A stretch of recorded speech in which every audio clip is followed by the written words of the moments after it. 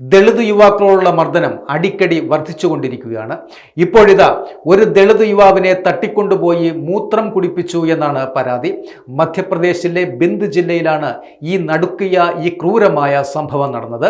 ബിന്ദ് നിവാസിയായ സോനു ബെർവ എന്നയാളുടെ ഡ്രൈവറായ യുവാവിനെയാണ് സോനു ബെർവയുടെ നേതൃത്വത്തിലുള്ള 3 അംഗ സംഘം തട്ടിക്കൊണ്ടുപോയി ക്രൂരമായി മർദ്ദിക്കുകയും മൂത്രം കുടിപ്പിക്കുകയും ചെയ്തത്. ജോലി നിർത്തിയതിലുള്ള പകയിലായിരുന്നു ഈ കൊടും ക്രൂരത. 3 ദിവസം മുമ്പാണ് ഈ ക്രൂരമായ സംഭവം നടക്കുന്നത്.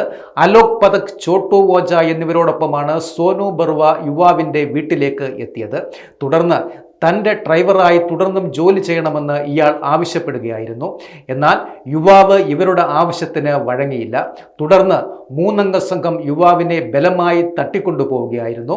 മൂവരും ചേർന്ന് കാറിനുള്ളിൽ തന്നെ മർദ്ദിക്കുകയും മദ്യം കുടിപ്പിക്കുകയും പിന്നീട് നിർബന്ധിച്ച് മൂത്രം കുടിപ്പിക്കുകയും ചെയ്തതായി ഇദ്ദേഹം പോലീസിനോട് പറയുന്നുണ്ട്. അഗുത്പുര ഗ്രാമത്തിലെത്തിയ ശേഷം പ്രതികൾ ഇതേ പ്രവൃത്തികൾ വീണ്ടും ആവർത്തിച്ചു. ചങ്ങല കൊണ്ട് കെട്ടിയിട്ട ശേഷം രാത്രി മുഴുവനും ഇദ്ദേഹത്തെ മർദ്ദിച്ചു. ഗുരുതരമായി പരുക്കേറ്റ യുവാവ് നിലവിലിപ്പോൾ ആശുപത്രിയിൽ ചികിത്സയിലാണ്. പോലീസ് നടപടിയെടുക്കാൻ വൈകിയെന്നാരോപിച്ച് ഭീം ആർമി അംഗങ്ങൾ ആശുപത്രിയിൽ പ്രതിഷേധവും നടത്തി.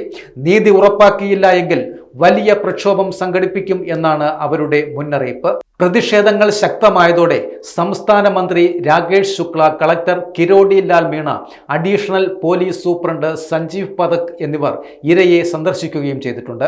ശരിയായ വൈദ്യസഹായം ഉറപ്പാക്കാൻ മന്ത്രി ഡോക്ടർമാർക്ക് നിർദ്ദേശം നൽകുകയും കർശനമായ നടപടി ഉറപ്പു നൽകുകയും ചെയ്തിട്ടുണ്ട്. ഇവന്മാർക്ക് കർശനമായ ശിക്ഷ നടപ്പാക്കണമെന്നാണ് പൊതുജനങ്ങളുടെ ആവശ്യം.